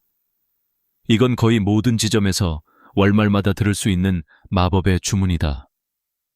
사람의 마음을 급하게 만드는 가장 효과적인 말이기 때문이다. 경기도 고양시에 사는 69세 최인숙 어르신이 그 말을 들었다. 그녀는 퇴직금을 잠시 맡길 생각으로 은행에 갔다. 그때 직원이 조용히 말했다. 지금 금리 높은 상품이 있는데요. 오늘까지예요. 내일부터 조건이 바뀝니다. 이건 특별히 어르신께만 드리는 기회예요. 그 말을 듣자 마음이 급해졌다. 오늘 안 하면 손해라니, 기회를 놓치면 안 되겠지. 그녀는 충분히 알아보지도 않은 채 서명했다. 하지만 그것은 단순한 예금이 아니었다. 보험과 펀드가 결합된 상품, 원금 손실이 가능한 고위험형이었다. 3개월 후 통장 잔액을 확인하고 그녀는 멍하니 말했다. 내가 왜 이렇게 서둘렀는지 모르겠어요. 여러분, 진짜 좋은 상품은 절대 서두르지 않습니다. 설명을 충분히 하고 가족과 상의할 시간을 줍니다. 오늘만 가능하다는 말은 대부분 지금 아니면 가입 안 할 걸 알기 때문에 나오는 말입니다. 그 오늘이 지나가면 대부분 아무 일도 일어나지 않습니다. 세 번째 말. 자녀분께는 말씀 안 하시는 게 좋습니다. 처음 들으면 이 말은 배려처럼 느껴진다. 괜히 자녀분이 간섭하면 복잡해지니까 어르신만 알고 계시면 됩니다. 하지만 이 말이야말로 가장 위험한 멘트다. 서울 은평구 74세 윤경자 어르신이 그랬다. 직원이 그 말을 하자 이건 나만을 위한 혜택이구나라고 생각했다. 그녀는 가족에게 알리지 않고 계약서에 사인했다. 그러나 몇 달 후 예금을 찾으려 하자 그것은 예금이 아니라 변액보험이었다. 6년 이상 유지해야 하며 중도 해지 시 수수료만 200만 원이었다. 그녀는 자녀들에게 말도 못하고 며칠을 울었다. 결국 자식들에게 사실을 털어놓았을 때 아들, 딸은 화내지 않았다. 대신 이렇게 말했다. 엄마, 왜 혼자 하셨어요? 무슨 일이 있어도 우리한테 먼저 말해주세요. 그 말에 윤경자 어르신은 눈시울을 붉혔다. 여러분, 좋은 금융 결정일수록 혼자 하지 마세요. 지금 아니면 안 된다. 가족에겐 비밀로 하라는 말이 들리는 순간 반드시 한 걸음 물러서세요. 그 한 걸음이 여러분의 10년 노후를 지켜줍니다. 이 세 가지 문장 꼭 기억하세요. 어르신 연세에 딱 맞는 상품이에요. 오늘 안 하면 손해예요. 자녀분에겐 말씀 안 하시는 게 좋습니다. 이 말이 나오는 순간 귀보다 먼저 마음을 닫으셔야 합니다. 이제 우리는 마지막으로 그 모든 잘못된 믿음과 실수를 바로잡고 당신의 평생 자산을 스스로 지키는 가장 확실한 방법을 이야기하겠습니다. 이제 여러분도 아셨을 겁니다. 돈은 모으는 것보다 지키는 게 훨씬 어렵다는 걸요. 한평생 절약하며 모은 돈이 단 하루의 실수로 사라질 수 있다는 걸요. 그러나 희망은 있습니다. 지금부터라도 바로잡으면 늦지 않습니다. 오늘 이 마지막 이야기는 당신의 돈을 평생 안전하게 지키는 법에 대한 것입니다.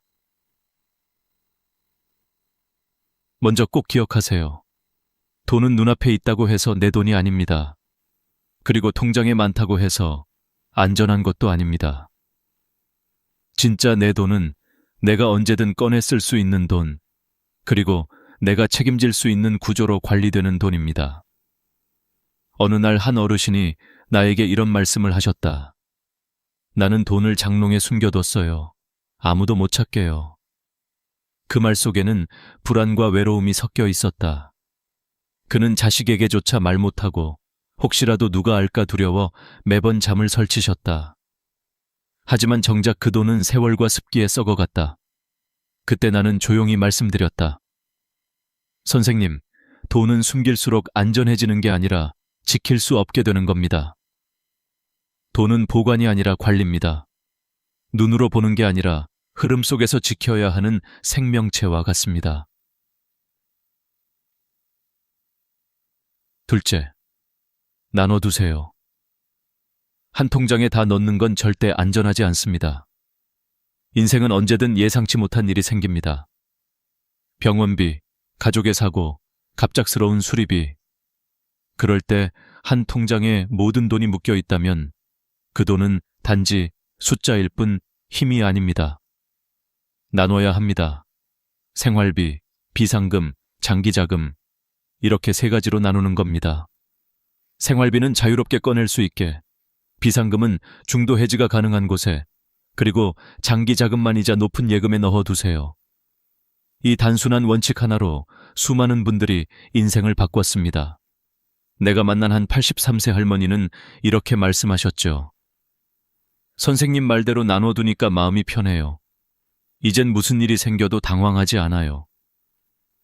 그 웃음을 본 순간 나는 확신했습니다.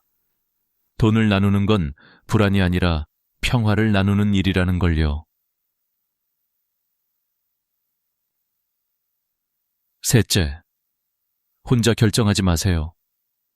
가족이든 전문가든 믿을 수 있는 사람과 상의하세요. 누군가가 이건 가족에게 비밀로 하세요 라고 말하는 순간 그건 당신의 이익이 아닌 그 사람의 이익을 위한 거래일 가능성이 큽니다. 진짜 좋은 금융 결정은 투명합니다. 가족이 알아도 문제없고 오히려 함께 확인할수록 더 안전합니다. 한 번은 이런 일이 있었다. 어느 76세 어르신이 보험 상품을 잘못 가입해 손해를 보셨다. 그때 아들이 계약서를 보고 놀라며 이렇게 말했다. 엄마, 이건 누가 봐도 손해예요. 왜 혼자 하셨어요? 그녀는 미소 지으며 대답했다. 나도 이제는 어른이니까 나 혼자 결정해 보고 싶었어. 그 말에 아들은 눈시울이 붉어졌다. 그녀는 자존심을 지키려 했지만 결국 그 자존심이 재산을 잃게 했다. 그래서 나는 늘 이렇게 말한다. 혼자 결정하는 용기보다 함께 점검하는 지혜가 더 값집니다. 넷째, 절대 서두르지 마세요. 오늘 안 하면 손해예요. 라는 말에 흔들리지 마세요. 진짜 좋은 기회는 당신을 기다립니다. 하지만 당신의 돈은 결코 오늘만의 기회에 걸 만큼 가볍지 않습니다. 은행 직원이 급하게 서류를 내밀 때 그 순간 한 번만 더 물어보세요. 내일 해도 되나요? 그 한마디가 수천만 원을 지켜줍니다. 다섯째, 모르는 서류는 절대 도장 찍지 마세요. 노후를 지켜주는 건 도장 하나의 신중함입니다. 직원이 아무리 친절하게 설명해도 이해되지 않는다면 반드시 가져가세요. 집에서 천천히 읽어보고 가족에게 보여주세요. 서류의 글자는 작지만 그 안의 약속은 평생을 바꿉니다. 이제 마지막으로 드리고 싶은 말이 있습니다. 돈은 모은 사람이 잘한 게 아니라 끝까지 지켜낸 사람이 진짜 현명한 사람입니다. 그 한 번의 선택, 그 한 번의 신중함이 당신의 10년 노후를 바꿉니다. 당신의 돈은 당신의 삶이고 당신의 시간이며 당신의 자유입니다. 그걸 절대 아무에게도 맡기지 마세요. 오직 당신 자신만이 지킬 수 있습니다. 오늘 이야기를 끝까지 들어주신 여러분께 진심으로 감사합니다. 혹시 이 이야기가 마음에 남으셨다면 가족이나 친구와 꼭 나눠주세요. 그 한 번의 공유가 한 가정의 노후를 지켜줄 수도 있습니다. 그리고 기억하세요.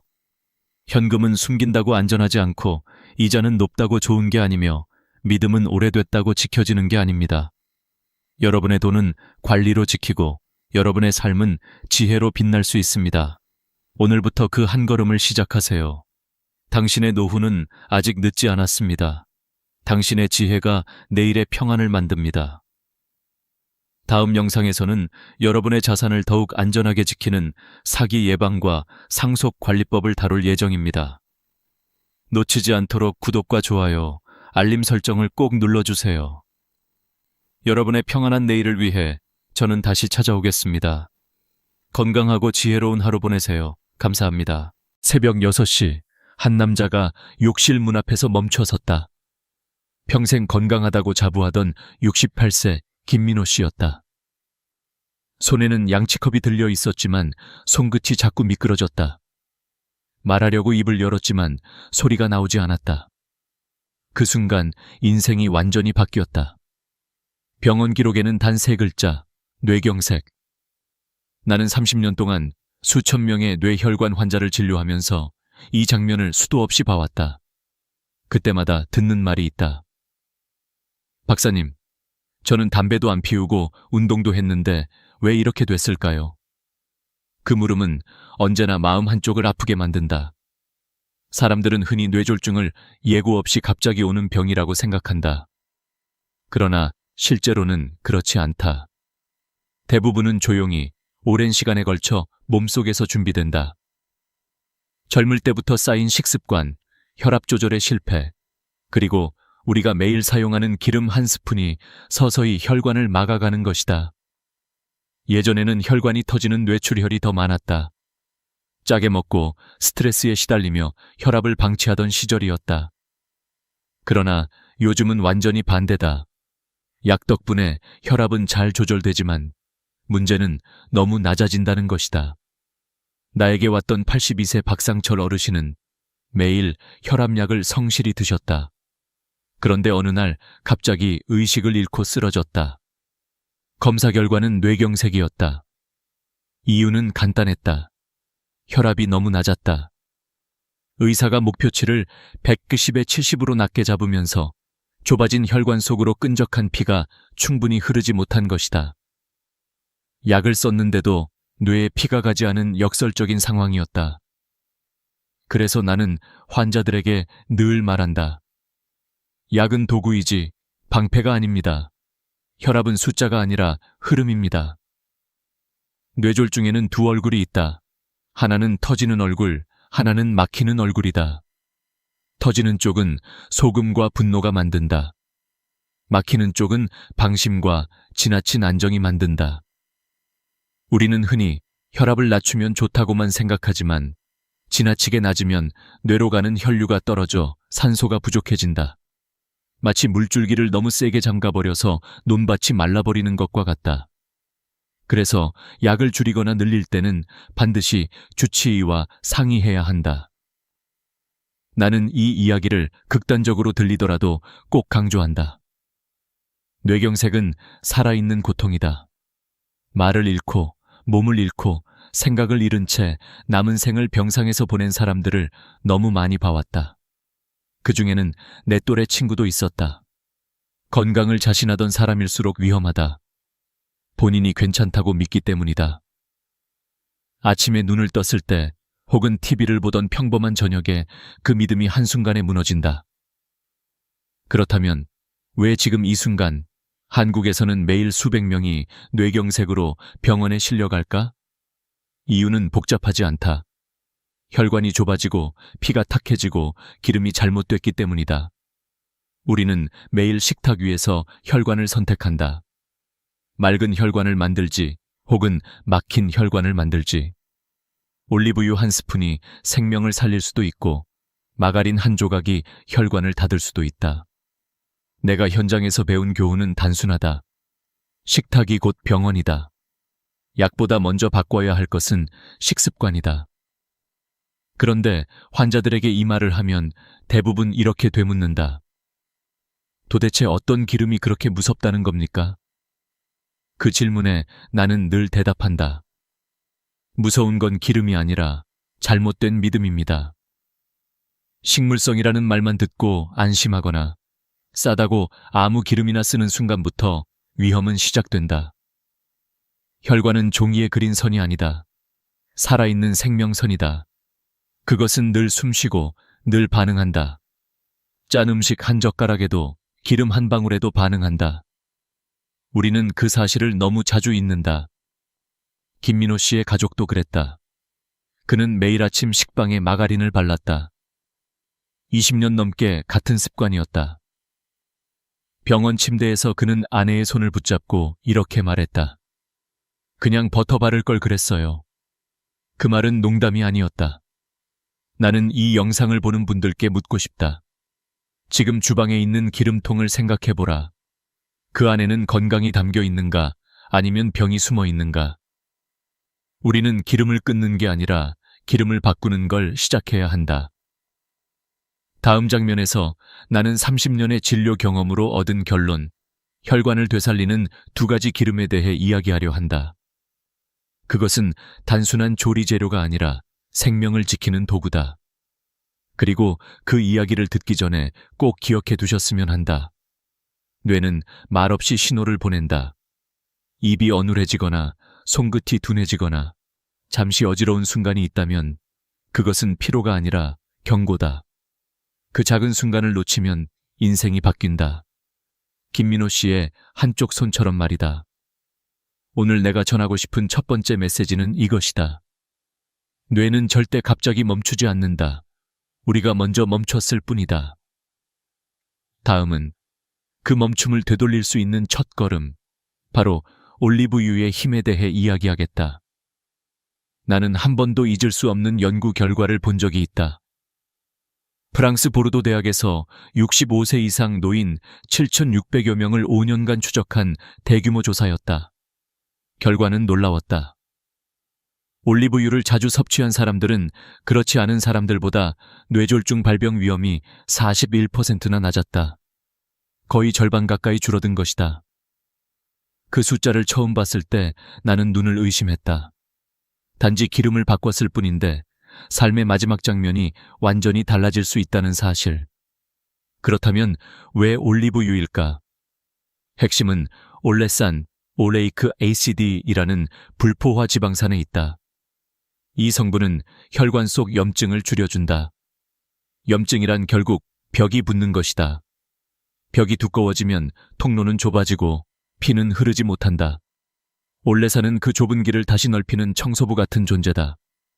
또 하나, 올리브유는 나쁜 콜레스테롤 LDL을 낮추고 좋은 콜레스테롤 HDL을 높인다. 마치 막힌 하수관을 열어주는 듯이 혈관 벽에 쌓인 찌꺼기를 녹여내린다. 나는 병원에서 73세 윤미경 씨를 만났다. 10년 넘게 고지혈증 약을 드시던 분이었다. 그런데 약을 줄이면서도 수치가 정상으로 돌아왔다. 이유를 묻자 그녀는 웃으며 말했다. 아침마다 올리브유 한 숟가락이에요. 처음엔 반신반의했지만 6개월 후 혈관 초음파에서 결과는 분명했다. 벽이 매끈해지고 피의 흐름이 고르게 돌아왔다. 그 작은 습관이 기적을 만든 것이다. 하지만 나는 단순히 먹으면 좋다는 말로 끝내고 싶지 않다. 잘못된 방식으로 먹으면 좋은 기름도 독이 될 수 있다. 한국의 식탁은 대부분 뜨거운 불 앞에서 시작된다. 그러나 올리브유는 높은 온도에 약하다. 180도를 넘으면 유익한 성분이 파괴되고 오히려 해로운 물질이 생긴다. 그래서 튀김용으로는 적합하지 않다. 대신 샐러드 드레싱, 요거트, 두부 위에 뿌리는 식으로 생으로 섭취하는 것이 좋다. 볶음 요리라면 약불에서 짧게 조리해야 한다. 마트 진열대 앞에서 올리브유라고 쓰인 병을 보면 헷갈릴 것이다. 엑스트라, 버진, 엑스트라 버진, 리파인드, 리파인드, 포마스, 포마체. 무엇을 골라야 할까? 답은 단순하다. 엑스트라 버진. 이건 올리브를 처음 짜낸 순수한 기름이다. 정제 과정을 거치지 않아 올레산, 폴리페놀, 비타민 E 같은 항산화 물질이 그대로 남아있다. 반면 정제유는 여러 번 가열하고 화학 처리되기 때문에 영양이 줄어든다. 가격 차이는 있지만 건강 앞에서 그 몇천 원은 결코 비싼 게 아니다. 하루 얼마나 먹어야 할까? 내 경험상 하루 한 스푼, 약 1,020ml이면 충분하다. 아침 요거트에 한 숟가락 혹은 점심 두부 반찬에 가볍게 뿌려보라. 처음에는 어색하지만 고소함에 곧 익숙해진다. 일부 환자들은 공복에 마시기도 하지만 위가 약한 분에게는 부담이 될 수 있다.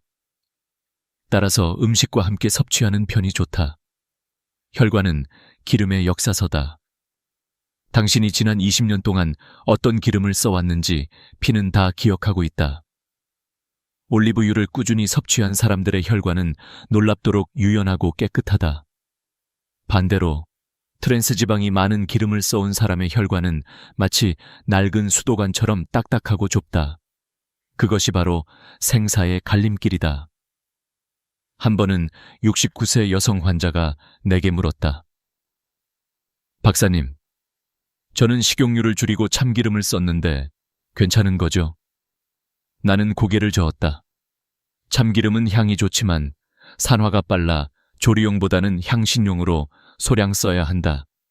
그리고 나는 그날 그분에게 이렇게 말했다. 이제부터는 올리브유와 친구가 되세요. 며칠 뒤 그녀가 내 진료실로 돌아왔다. 박사님, 신기하게도 손끝이 따뜻해졌어요. 혈액순환이 좋아지면 가장 먼저 변하는 것이 손끝이다. 식습관이 바뀌면 몸이 먼저 반응한다. 나는 종종 이런 생각을 한다. 기름 한 스푼이 사람의 인생을 바꾼다. 그 말은 과장이 아니다. 실제로 올리브유를 꾸준히 섭취한 사람들의 인지 능력이 높게 유지된다는 연구 결과도 있다. 피가 맑으면 뇌가 맑다. 뇌로 가는 길을 깨끗이 비워두면 생각도 선명해진다. 그러나 여기서 멈출 수 없다. 뇌를 위한 기름은 하나 더 있다. 그것은 올리브유보다 더 깊고 더 조용하게 뇌를 지킨다. 이름하여 들기름이다. 들기름에는 바다를 닮은 영양소, 식물성 오메가3가 가득하다. 그리고 나는 그 기름이야말로 한국인의 밥상에 꼭 맞는 두 번째 생명의 기름이라고 믿는다. 한국의 부엌에서 들기름 냄새는 오래된 기억처럼 익숙하다. 어머니가 봄나물에 살짝 두르던 그 고소한 향, 김을 구울 때 퍼지던 그 냄새 말이다. 하지만 대부분의 사람들은 들기름을 단순히 향내 좋은 나물용 기름 정도로만 생각한다. 그러나 나는 단언한다. 그것은 향기가 아니라 약이다. 내가 30년간 환자들을 돌보며 깨달은 가장 놀라운 진실 중 하나가 바로 여기에 있다. 들기름의 힘은 오메가3 지방산, 그 중에서도 알파리놀렌산, 아리놀레닉 애시드에서 나온다. 이 성분은 우리 몸이 스스로 만들지 못하는 필수 지방산이다. 즉, 반드시 음식으로 섭취해야 한다. 들기름에는 이 알파리놀렌산이 무려 60% 이상 들어있다. 식물성 기름 중에서 거의 최고 수준이다. 그 말은 곧 들기름 한 숟가락이 등푸른 생선 한 접시와 맞먹는다는 뜻이다. 오메가3는 단순한 영양소가 아니다. 그것은 혈관을 윤활시키는 오일이자 뇌세포의 보호막이다. 피가 굳어 덩어리, 혈전가 생기는 것을 막고 이미 손상된 세포를 회복시키는 데 도움을 준다. 실제로 농촌진흥청과 부산대가 공동으로 진행한 실험에서 기억력 장애가 있는 실험용 쥐에게 들기름을 먹였더니 학습 능력과 기억력이 뚜렷이 개선되었다. 그 효과는 생선기름에 버금갈 정도였다. 내가 진료했던 67세 정한형 씨는 기억력이 급격히 떨어져 걱정이 많았다. 이름이 자꾸 생각이 안 나요. 그는 웃었지만 눈빛에는 두려움이 있었다.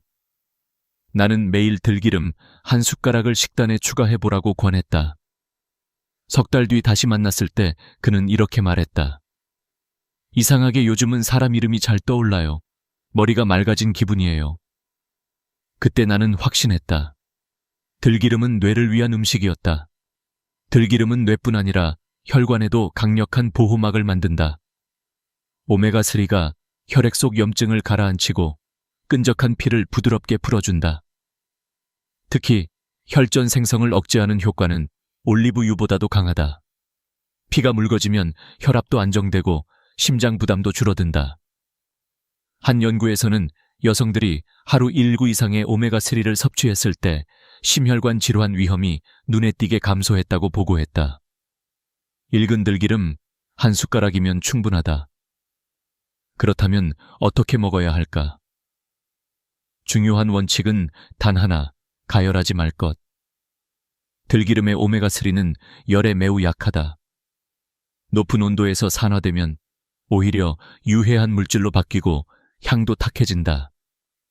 따라서 볶거나 튀기지 말고 반드시 생으로 넣어야 한다. 예를 들어 나물 무침이나 비빔밥의 마지막에 한 숟가락을 두르거나 국을 끓인 뒤 불을 끄고 넣는 식이다. 이렇게 하면 향과 영양이 모두 살아있다. 그리고 또 하나, 보관이 생명이다. 들기름은 공기와 빛에 매우 민감하다. 뚜껑을 열어두거나 상온에 두면 빠르게 산패된다. 냉장 보관이 필수이고 개봉 후 2달 이내에 다 사용하는 것이 좋다. 냄새가 이상하거나 쓴맛이 느껴진다면 미련 없이 버려야 한다. 산패된 기름은 약이 아니라 독이다. 한 어르신이 나에게 말했다. 박사님, 이거 참기름보다 비싸서 자꾸 아껴 쓰게 돼요. 나는 그분에게 이렇게 대답했다. 기름을 아끼면 결국 혈관이 닳습니다. 싸다고, 오래 간다고, 향이 좋다고 기름을 아무거나 쓰면 안 된다. 들기름 한 병의 가격은 병원비에 비하면 아무것도 아니다.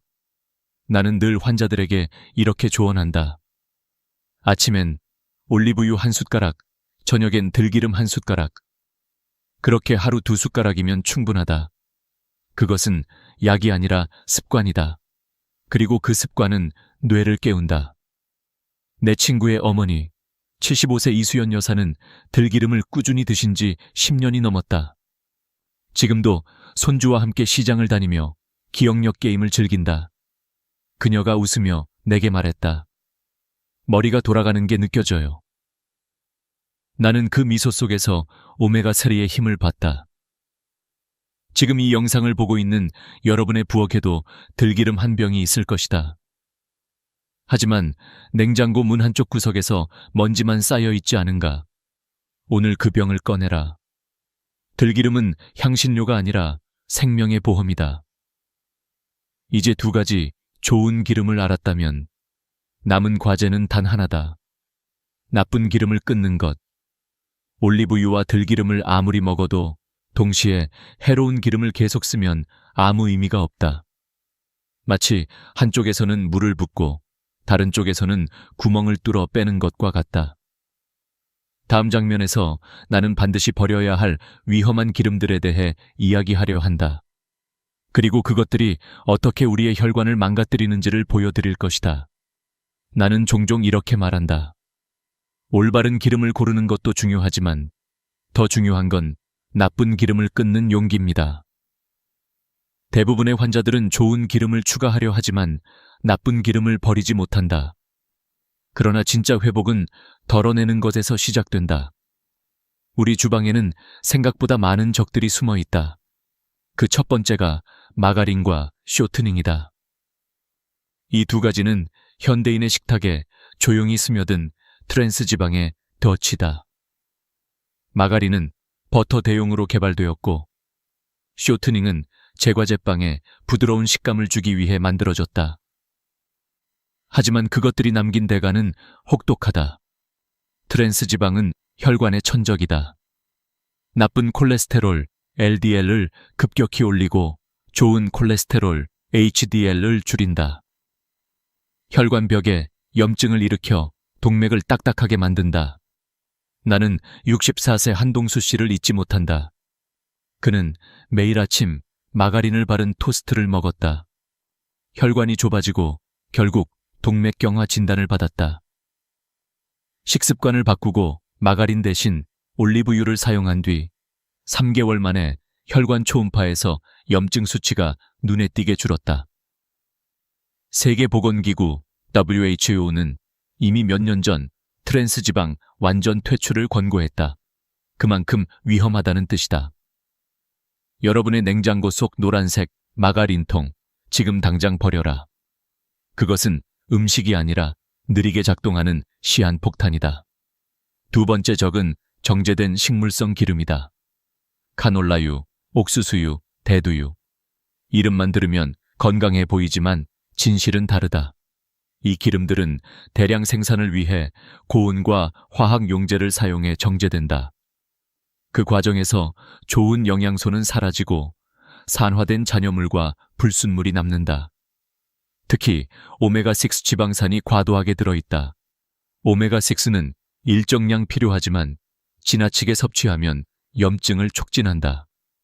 우리 몸은 오메가3와 오메가6의 균형이 중요하다. 이상적인 비율은 1:4 이하. 그러나 현대인의 식단은 1:20, 심지어 1:30까지 치우쳐 있다. 즉, 염증이 폭발하기 직전의 상태다.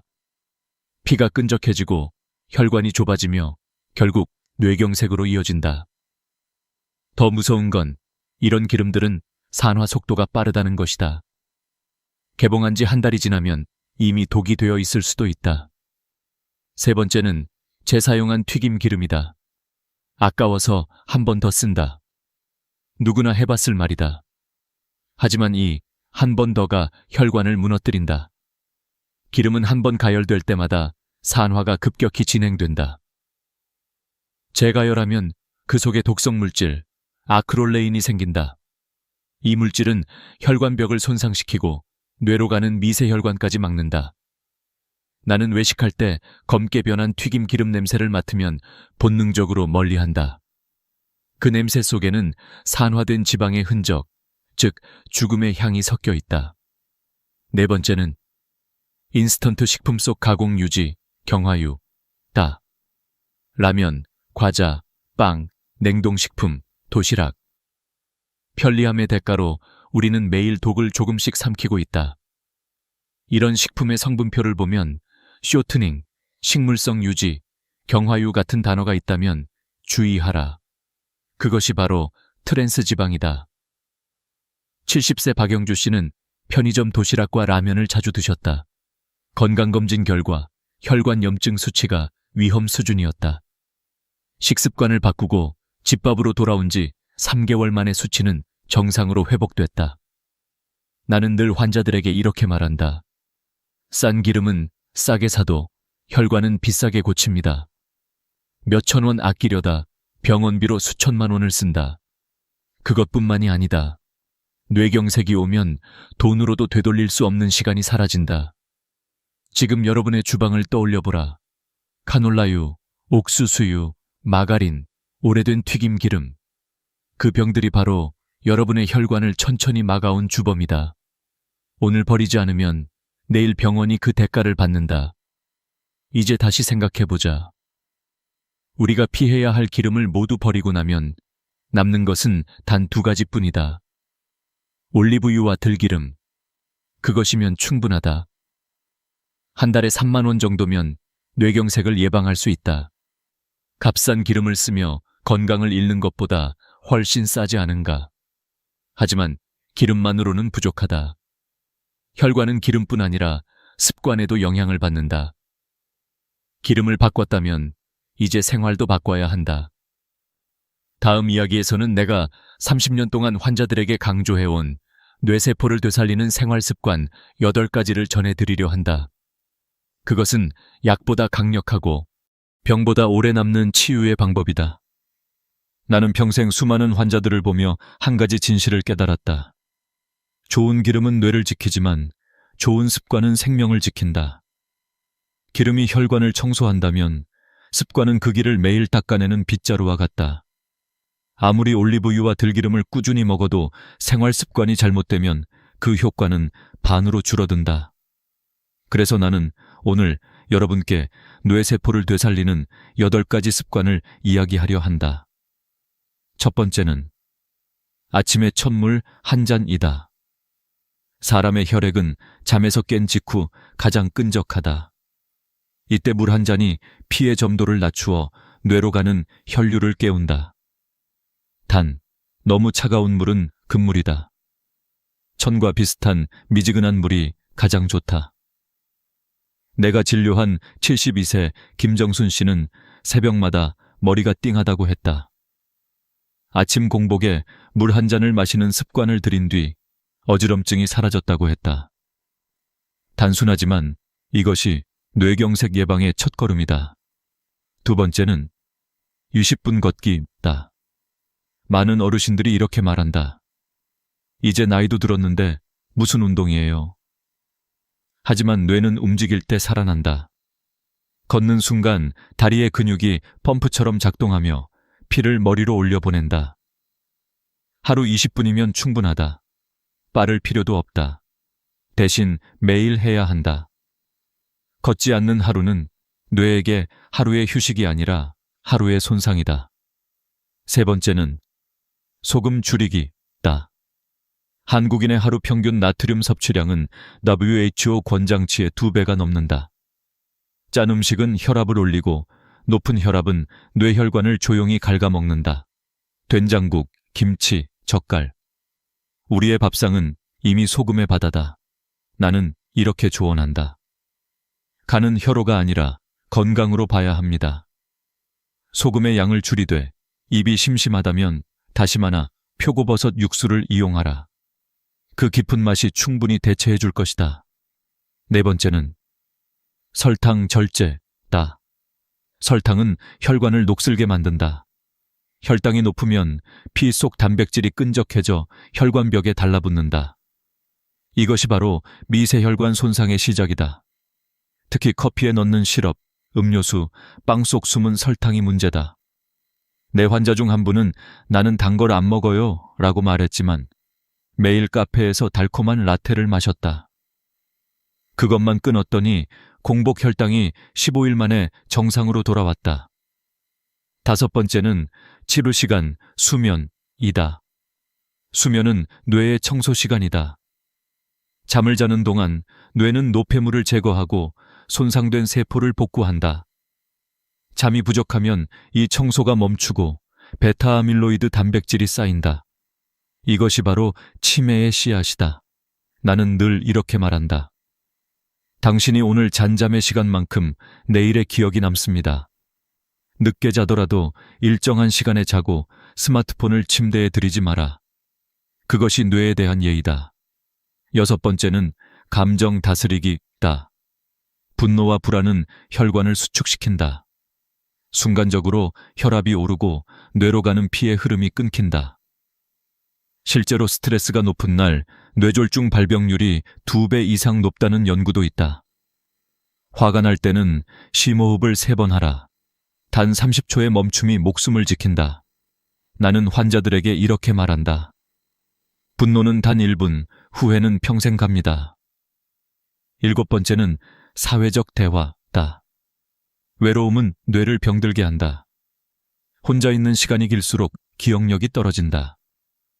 연구에 따르면 대화를 자주 나누는 노인은 그렇지 않은 사람보다 치매 발병률이 30% 낮았다. 하루 한 번이라도 전화 한 통, 문자 한 줄이 뇌를 깨운다. 안부 묻는 것이 최고의 예방약입니다. 마지막 8번째는 감사하기다. 감사는 단순한 마음의 습관이 아니라 신체 반응을 바꾼다. 감사하는 사람은 스트레스 호르몬이 낮고 면역세포가 활발하게 움직인다. 감사 일기를 쓰는 노인 그룹이 그렇지 않은 그룹보다 혈압이 10% 낮았다는 보고도 있다. 감사는 뇌의 전두엽을 자극해 긍정적인 사고 회로를 만든다. 즉, 감사하는 뇌는 건강한 뇌다. 이 8가지 습관은 복잡하지 않다. 오히려 단순하다. 그러나 단순한 것이 가장 강력하다. 그것이 오랜 세월 의사로서 내가 본 진실이다. 사람들은 약을 찾지만 진짜 약은 자신 안에 있다. 그리고 그것은 매일의 습관으로 쌓인다. 여러분이 오늘 이 영상을 보고 단 한 가지라도 실천한다면 그건 단순한 건강 습관이 아니라 인생의 방향을 바꾸는 선택이 될 것이다. 그러나 아직 한 가지 중요한 요소가 남았다. 좋은 기름, 좋은 습관에 이어 마지막 열쇠는 바로 마음의 준비, 즉 죽음을 두려워하지 않는 법이다. 그것을 받아들인 사람만이 진짜 평화로운 노년을 맞이할 수 있다. 다음 마지막 장에서 나는 그 이야기를 나누려 한다. 나는 의사로 살아오며 수많은 죽음의 얼굴을 보았다. 하지만 그 중에서도 뇌경색 환자의 얼굴은 유독 잊히지 않는다. 살아있으나 반쪽만 사는 사람들, 눈빛은 깨어있지만 말하지 못하고 가족을 알아보지 못하는 그 고요한 절망. 그래서 나는 이렇게 말한다. 이 병만큼은 절대 걸리지 마십시오. 차라리 돌아가시는 편이 낫습니다. 극단적으로 들릴지 몰라도 그 말에는 진심이 담겨 있다. 그러나 다행히도 희망은 있다. 뇌경색은 대부분 예방할 수 있는 병이다. 문제는 골든타임을 모르는 데 있다. 뇌경색은 증상이 시작된 뒤 4시간 30분 안에 병원에 도착해야 한다. 그 시간 안에만 막힌 혈관을 뚫을 수 있다. 1분이 지날 때마다 약 200만 개의 뇌세포가 죽는다. 그러므로 증상을 아는 것이 곧 생명을 구하는 것이다. 가장 먼저 확인해야 할 것은 얼굴이다. 거울을 보거나 웃어보라. 한쪽 입꼬리가 올라가지 않거나 한쪽 눈이 감기지 않는다면 즉시 의심해야 한다. 두 번째는 팔과 다리의 힘. 갑자기 한쪽 팔이 축 처지거나 손에 든 물건을 떨어뜨리는 경우가 많다. 두 팔을 앞으로 내밀었을 때 한쪽이 서서히 내려간다면 이미 혈류가 막힌 것이다. 세 번째는 말. 말이 꼬이거나 단어가 떠오르지 않거나 문장을 끝까지 말하지 못한다면 즉시 병원으로 가야 한다. 이 세 가지를 기억하기 쉽게 정리한 것이 바로 파스트법이다. face, 얼굴의 비대칭, arm, 팔의 무력, speech, 말의 이상, time, 시간 내 치료 하나라도 해당된다면 지체하지 말고 119를 부르라. 많은 이들이 좀 쉬면 괜찮아지겠지 하며 시간을 허비한다. 하지만 그 조금의 시간이 생과 사를 가른다. 뇌경색은 기다려주지 않는다. 그 외에도 갑작스러운 두통은 위험 신호다. 평생 겪어보지 못한 통증이 뒷머리를 강타한다면 바로 병원으로 가야 한다. 또 시야가 흐려지거나 한쪽 눈이 안 보이는 현상, 갑작스러운 어지럼증과 구토, 한쪽으로 쏠리는 균형 감각의 상실도 모두 뇌경색의 전조다. 이런 증상들은 잠깐 나타났다 사라질 수도 있지만 그 순간이 바로 작은 경고다. 대부분의 대형 뇌경색은 이 작은 경고를 무시한 뒤에 온다. 내 환자 중 82세 박상철 씨가 있었다. 그는 평생 건강을 자부했지만 혈압약을 너무 세게 써서 혈류가 약해졌다. 어느 날 TV를 보던 중 갑자기 오른쪽 팔이 떨어졌다. 다행히 가족이 파스트법을 알고 있어 20분 만에 병원에 도착했고 응급치료를 받아 후유증 없이 회복했다. 그는 퇴원하며 내게 이렇게 말했다. 박사님, 제가 살아있는 건 아내 덕분이에요. 그날 그 얼굴을 알아봤거든요. 나는 고개를 끄덕였다. 그것이 바로 지식이 생명을 구한 순간이었다. 그러므로 여러분, 뇌졸중의 전조를 기억하라. 그리고 배우고 나누라. 가족들에게 이 영상을 함께 보게 하라. 노모의 얼굴, 남편의 손, 아내의 말투 속에서 이상이 느껴진다면 주저하지 마라. 그 한 통의 전화가 평생의 후유증을 막는다. 지금까지 이야기한 모든 것은 결국 한 가지로 귀결된다. 삶은 관리다.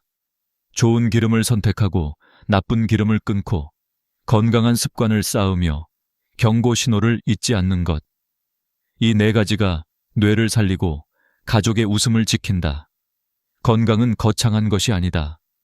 올리브유 한 숟가락, 들기름 한 숟가락, 물 한 잔, 산책 20분. 이 작은 행동들이 모여 인생을 바꾼다. 나는 수많은 환자들을 통해 그 기적을 봐왔다. 여러분도 오늘 바로 시작하라.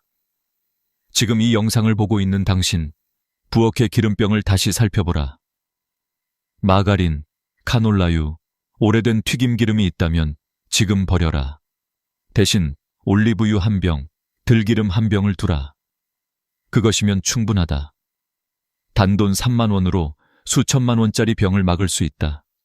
무엇보다 당신의 가족의 눈물을 막을 수 있다. 그리고 마지막으로 부탁드린다. 이 영상을 공유하라. 당신의 한 번의 클릭이 누군가의 생명을 구할 수 있다. 댓글로 여러분의 이야기를 들려달라. 나는 이렇게 바꿨더니 좋아졌다. 우리 가족이 이렇게 회복했다. 그 경험이 또 다른 가족의 희망이 된다. 건강은 혼자 지킬 수 없다. 함께 지켜야 오래간다. 우리 모두가 서로의 의사가 되고 서로의 등불이 된다면 한국의 노년은 더 이상 병상이 아니라 삶의 현장이 될 것이다. 오늘 하루도 건강하게, 감사하게 살아가길 바란다. 여러분의 뇌, 여러분의 혈관, 여러분의 삶. 지금 이 순간부터 다시 시작하라. 그리고 이 채널을 구독하고 좋아요를 눌러라. 내일은 또 다른 이야기로 여러분의 건강을 지키러 오겠다.